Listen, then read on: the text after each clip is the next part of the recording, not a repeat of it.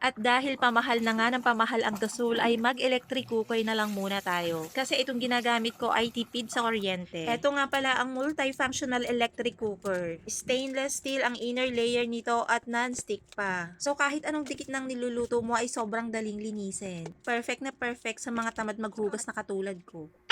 At ang nagustuhan ko pa dito ay yung kanyang kulay na napaka-aesthetic namang tingnan. May 3 gear modes siya na manually adjusted gamit yung mechanical knob. Kung gusto mo ng low, medium, or high heat, pwede mong i-adjust yan. At dyan nga ay pansit canton niyang niluluto ko. Agad-agad ay nabinyagan. Aminin nyo, ganyan din kayo na pag may bago ay excited na agad gamitin. At dyan na rin ako nagluto ng piniritong manok. Nagustuhan ko tong gamitin kasi hindi nagtitilabsikan yung mantika. Nag-o-automatic off nga pala to ha, or kusa siyang namamatay kapag sobrang init na or kapag tuyo na yung tubig. Kaya sobrang safe na safe gamitin. Pwede rin kayo magluto dito ng kanin at pwede rin kayong mag-steam. Etong chinek out ko ay single layer lang. Pero kung gusto nyo ng may kasamang steamer, yung double layer ang piliin nyo. Ilalagay ko yung yellow basket sa baba.